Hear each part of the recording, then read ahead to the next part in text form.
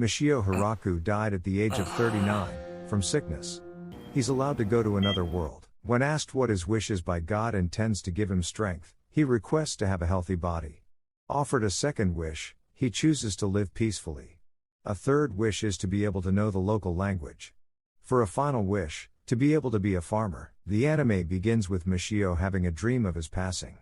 Upon waking from this dream, he exits his room, runs into Anne. After a short chat with her, he continues on his way, greets another character. While passing the kitchen he hears a sound, takes a look. He speaks with another female character who wants to burn what appears to be slime. Yet Michio says to spare it. Then we move to him stretching outside, Rue walking up to him. They talk briefly before Tia flies in to greet them. She then proceeds to have a chat with Rue. As Michio watches them chat, they stop, look at him. Tia asks if she can help him. He speaks about the dream he just had about his past. After mentioning it, he looks towards 3 animal-eared kids playing. We then get to see more of the village, its people. Such as Sen attending the fields, Ri attending to the cattle with one of the dogs, Rasuti Zumun talking with vendors. Then we're back to Michio thinking to himself about how he never would have imagined this before. You hear the flapping of wings, as 3 characters are flying through the sky, which gives us an aerial view of the village. God speaks with Michio's soul. We learn that his life was filled with great hardships. Not only was he betrayed by others, but he also collapsed from a terminal illness. Due to this, God grants him another chance at life. In a way, it's the God's atonement for the lot he gave him in his previous life. Michio is told that he'd be provided with a healthy body free of any illnesses. Michio doesn't fully understand but accepts the offer anyways. God asks Michio if he had any requests, as he would let Michio live his new life as he saw fit. Michio states that he wants to do farming. Since the god could only fulfill some requests, he had to contact the god of farming for permission, as the request was outside of his jurisdiction. Having received the go-ahead, the god bestowed upon Michio the omnipotent farming tool. Michio wakes up to find himself deep in a forest. After having briefly rejoiced in having a healthy body, he begins the process of grasping this new reality. He refers to his outfit as something a villager in a game would wear, that he'd become young again. While thinking to himself, he mentions the omnipotent farming tool, causing it to take shape. He begins to test it out. Finding that with every swing he doesn't get tired, it plows through hard ground tree roots with ease. The soil becomes fluffy to the touch. He snaps himself out of his thoughts on farming, back to the matter at hand. Exploring the surrounding area, he tries to listen for a source of water.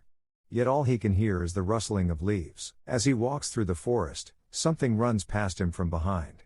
He begins thinking about how it would be possible to encounter dangerous monsters. Soon he finds a massive tree, decides to make it his base.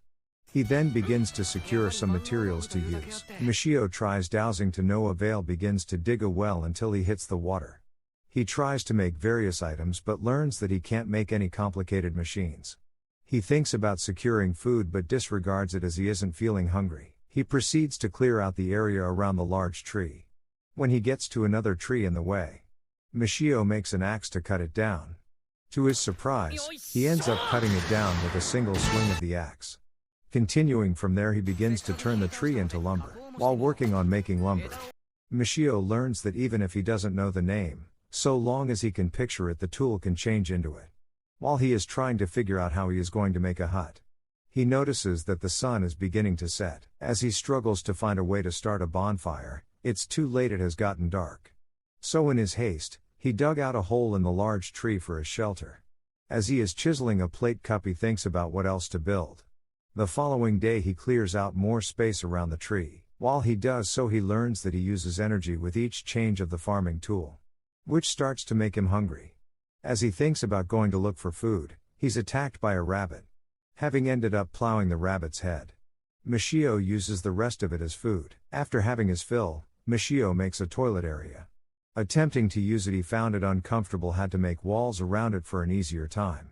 He then plows some fields only to realize afterward that he doesn't have any seeds. When he wakes the following day, Michio finds that seedlings had sprouted in the fields.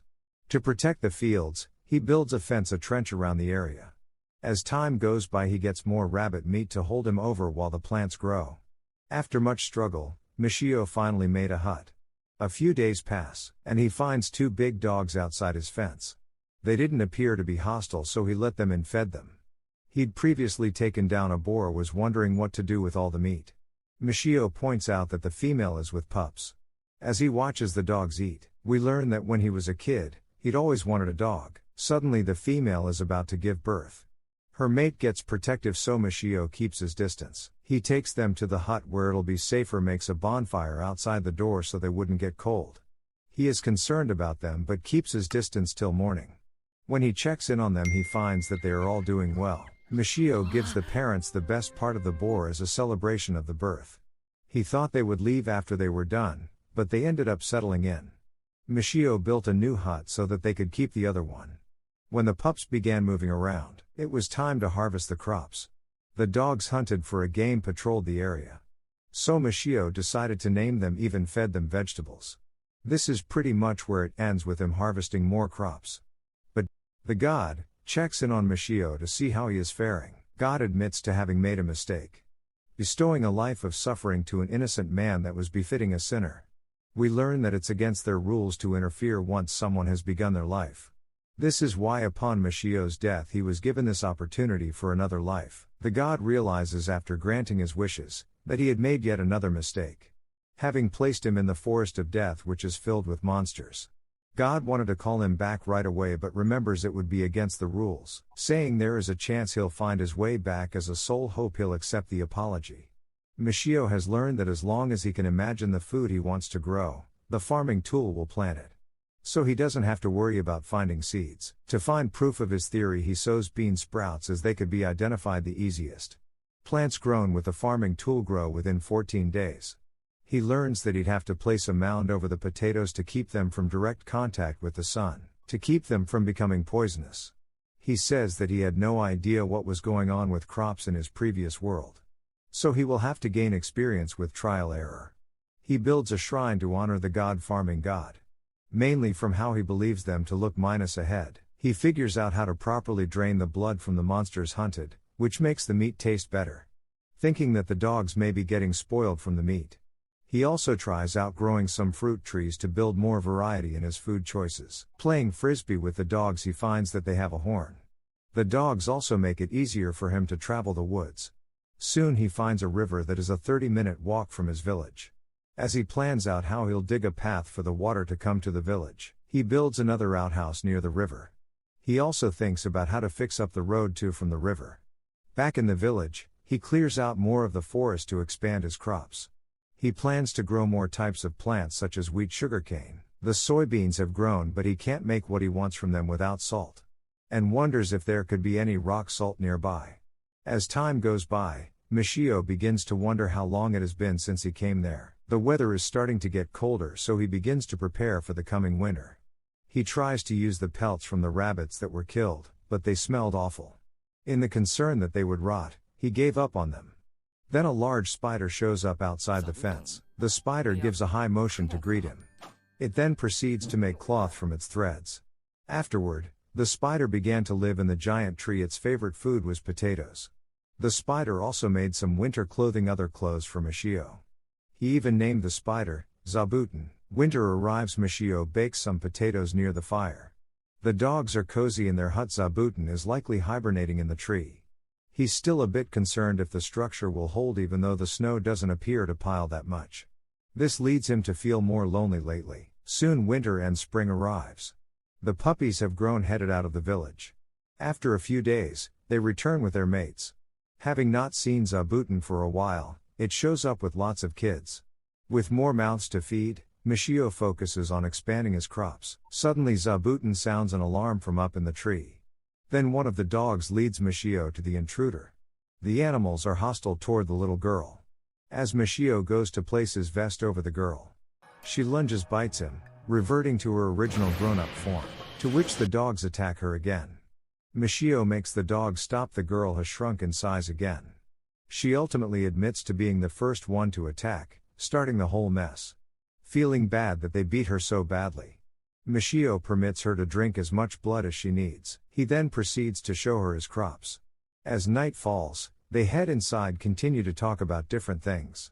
We learn that she has been researching medical plants. The reason she came to the forest is due to a fight she had with some nobles who wanted to steal her research. She needed a place to lay low for a while as she was being chased. When she heard about this forest, she figured it would be perfect for her research as well as a hiding place.